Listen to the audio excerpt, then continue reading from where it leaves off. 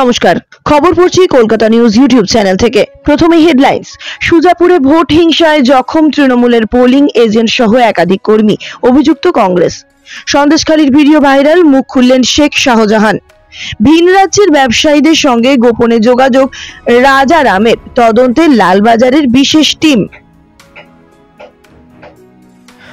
বোতাম টিপলেই ভোট যাচ্ছে বিজেপিতে, কালিয়াচকে বদলানো হলো ইভিএম। এবার আসছি বিস্তারিত খবরে। তার আগে বলবো, আমাদের চ্যানেলটি সাবস্ক্রাইব করুন, ধন্যবাদ। প্রথম খবর। বুথে ঢুকে ভোটারদের প্রভাবিত করেছে রাজ্য পুলিশ কিংবা সাধারণ মানুষকে ভোটদানে প্রভাবিত করেছেন তৃণমূল কাউন্সিলর বিজেপি প্রার্থী শ্রীরূপা মিত্র চৌধুরীর বিক্ষিপ্ত কিছু অভিযোগ এবং অশান্তির ঘটনা বাদ দিলে বেলা 3টে পর্যন্ত মোটের উপর শান্তিপূর্ণ ভোট গ্রহণই চলছে মালদা দক্ষিণ কেন্দ্রে। এবার দুষ্কৃতীদের হাতে তৃণমূলের পোলিং এজেন্ট ও কর্মীদের আক্রান্ত হওয়ার খবর সামনে এলো। মালদা দক্ষিণে সুজাপুর বিধানসভার গয়েশবাড়ি অঞ্চলের 115 নম্বর বুথের ঘটনায় অভিযোগের তীর কংগ্রেসের দিকে। বুথ এজেন্ট ছাড়াও তাদের কয়েকজন কর্মী কংগ্রেস আশ্রিত দুষ্কৃতীদের হাতে নিগৃহীত হয়েছেন বলে অভিযোগ তৃণমূলের। যদিও পাল্টা ওই কেন্দ্রে কংগ্রেস প্রার্থী ঈশা খান চৌধুরীর দাবি, হারার ভয়ে তৃণমূল নতুন নাটক ফেঁদেছে। তবে মালদা মেডিকেলে চিকিৎসার জন্য নিয়ে যাওয়া হলে আহত তৃণমূলের বুথ এজেন্ট জলেল আলী বলেন, সুজাপুর চাষপাড়ায় 115 নম্বর বুথে তৃণমূলের এজেন্ট হিসেবে কাজ করছিলাম। সকাল থেকে সবকিছু ঠিকঠাক মতোই চলছিল। হঠাৎ গয়েশবাড়ি এলাকার কংগ্রেসের দুষ্কৃতীরা বুথে চড়াও হয়। চাষপাড়ায় ওদের কোনো ভোট নেই। ওরা 20-25 জন আসে, আমাকে বুথ থেকে বের করে লাঠি দিয়ে বেধড়ক মারধর করে। ওদের কাছে আগ্নেয়াস্ত্রও ছিল, তা দিয়ে ওরা আমায় মাথায় আঘাত করে। আমাদের 3 জনকে ওরা অনেকটা মারধর করেছে। বুথে কেন্দ্রীয় বাহিনীর উপস্থিতি সত্ত্বেও তার উপর হামলার অভিযোগ করেন তৃণমূলের বুথ এজেন্ট। মালদা দক্ষিণ কেন্দ্রের তৃণমূল প্রার্থী শাহনওয়াজ আলী রায়হান বলেন, ওখানে আমাদের পোলিং এজেন্ট ছিলেন, ভোট ঠিক মতোই হচ্ছিল। হঠাৎ কংগ্রেসের সমাজ বিরোধীরা সেখানে হামলা চালায়, আর ঘটনাস্থলে এসে দেখেছি সেখানে বিএসএফ দাঁড়িয়ে রয়েছে। তারপরেও দুষ্কৃতীদের ভোটার আইডি পরীক্ষা না করে তারা কিভাবে তাদের ঢুকতে দিলেন আমরা জানি না। ভিতরে ঢুকে ওরা আমাদের লোকজনকে বেধড়ক করে মারবে। কংগ্রেসের কাছ থেকে এই দুর্বৃত্তায়ন আমরা আশা করি না।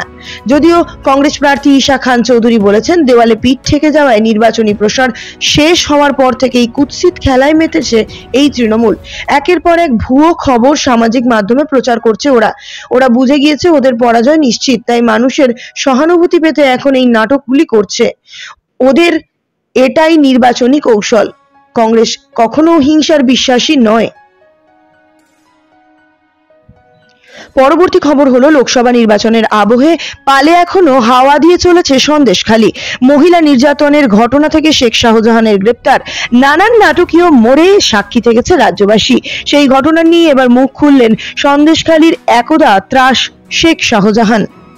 সম্প্রতি বিজেপি নেতার ভাইরাল ভিডিওকে ঘিরে তোলপাড় হয়েছে রাজ্য রাজনীতি। সন্দেশখালীর ঘটনা পুরোটাই সাজানো। বিজেপি নেতার এমন মন্তব্য করা ভিডিও প্রকাশ্যে আসতেই উত্তাল রাজ্য।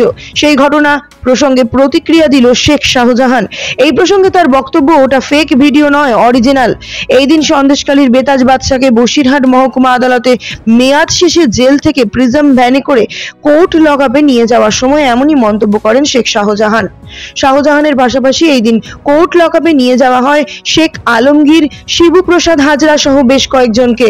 প্রসঙ্গত, সন্দেশখালীর ঘটনা নিয়ে শনিবার অর্থাৎ 5ই মে একটি ভিডিও ক্লিপিং প্রকাশ্যে এসছে। সেখানে উঠে আসছে সন্দেশখালী 2 নম্বর ব্লকের বিজেপি মন্ডল সভাপতি গঙ্গাধর কয়ালের বেশ কিছু কথোপকথন। বোতাম টিপলেই ভোট চলে যাচ্ছে বিজেপিতে, সব দেখে শুনে হতবাক ভোটাররা।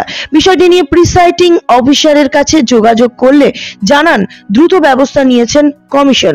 বদলে দেওয়া হয়েছে ইভিএম, তারপর থেকে সুষ্ঠুভাবেই ভোট চলছে ওই বুথে। মঙ্গলবার এই ঘটনাটি ঘটেছে দক্ষিণ মালদহ জেলার লোকসভা কেন্দ্রের কালিয়াচক 1 নম্বর ব্লকের সিলামপুর 3 নম্বর বুথে। স্থানীয় এক ভোটারের কথায়, পশ্চিম বাহাদুরপুর প্রাইমারি স্কুলের 3 নম্বর অংশে সকাল থেকে ভোট ভালোই চলছিল। প্রায় 300 ভোট পোল হওয়ার পর দেখা যায় যে বোতামই টেপা হোক না কেন, ভোট পড়ছে বিজেপিতে। বিষয়টি নজরে আসার পর প্রিসাইডিং অফিসারকে অভিযোগ জানানো হয়। এরপরে ইভিএম পাল্টে দেওয়া হয়েছে। এখন নির্বিঘ্নে ভোট চলছে। এই কেন্দ্রের কংগ্রেস প্রার্থী ঈশা খান চৌধুরী অভিযোগ করে বলেন, আমাদের দল আগেই অভিযোগ করেছিল ইভিএম এ কারচুপি করেছে বিজেপি। আজ সেটা আরেকবার প্রমাণিত হলো। তবে এক্ষেত্রে প্রিসাইডিং অফিসার ভালো ভূমিকা নিয়েছেন। তিনি সঙ্গে সঙ্গে বিষয়টি কমিশনের নজরে আনেন। কিছুক্ষণের মধ্যে নতুন ইভিএম সেখানে বসানো হয়েছে, ভোটও ঠিক করেছে। তবে আমার প্রশ্ন হলো, যারা আগে ইভিএম এ ভোট দিতে গিয়েছেন তাদের ফের কিভাবে বুথে নিয়ে আসা হবে? এই নিয়ে আমি কমিশনের দৃষ্টি আকর্ষণ করছি। উল্লেখযোগ্য, ইভিএম এ কারচুপি নিয়ে এর আগে একাধিকবার অভিযোগ জানিয়েছেন বিরোধীরা, যদিও প্রতিবার বিষয়টিকে উড়িয়ে দিয়েছে গেরুয়া শিবির। আজ শ্রীরামপুরের ঘটনার পর বিরোধীদের অভিযোগ আরও একবার প্রমাণিত হলো বলে মনে করছেন জেলা তৃণমূলের সভাপতি আব্দুর রহিম বক্সি। তিনি বলেন, এর আগেও আমাদের নেত্রী মমতা বন্দ্যোপাধ্যায় এই নিয়ে সরব হয়েছিলেন। আসলে বিজেপির পায়ের তলার মাটি আর নেই, মানুষ তাদের সঙ্গে নেই। এই ভোটে তারা গোহারা হারবে, তাই এমন ইভিএম কারচুপি করে জিততে চাইছে। এই নিয়ে কমিশনকে তরফ থেকে এখনো পর্যন্ত কোনো প্রতিক্রিয়া না পাওয়া গেলেও জেলা প্রশাসনের এক শীর্ষ। পরবর্তী খবর হলো, কলকাতা পুলিশের স্পেশাল টাস্ক ফোর্সের হাতে গ্রেপ্তার হওয়া রাজারাম রেগের সঙ্গে ভিন রাজ্যের এক ব্যক্তির নিয়মিত কথা হতো। যে ব্যক্তিকে কলকাতা পুলিশের স্পেশাল টাস্ক ফোর্সের গোয়েন্দারা গোপনে নজরদারি চালানোর অভিযোগে ভিন রাজ্য থেকে গ্রেপ্তার করেছে, সেই ব্যক্তির সঙ্গে কিভাবে ব্যবসায়ীর আলাপ হলো বা নিয়মিত যোগাযোগ হতো তা জানার জন্য এবার সেই সব রাজ্যে পাঠানো হয়েছে কলকাতা পুলিশের টাস্ক ফোর্সের একটি বিশেষ ইউনিটকে। ইতিমধ্যেই রাজারাম রেগের কাছ থেকে উদ্ধার হওয়া একাধিক নথিপত্র ও একটি মোবাইল ফোনের সূত্র ঘেঁটে দেখা গিয়েছে এই রাজারাম রেগের সঙ্গে তেলেঙ্গানার একাধিক ব্যবসায়ীর নিয়মিত কথাবার্তা হতো। লালবাজারের দাবি, অত্যন্ত গোপনীয়তার সঙ্গে যোগাযোগ রাখত রেগে। আর এখানেই উঠছে প্রশ্ন, রাজারাম রেগে কেন ব্যবসায়ীদের সঙ্গে গোপনে যোগাযোগ করবে?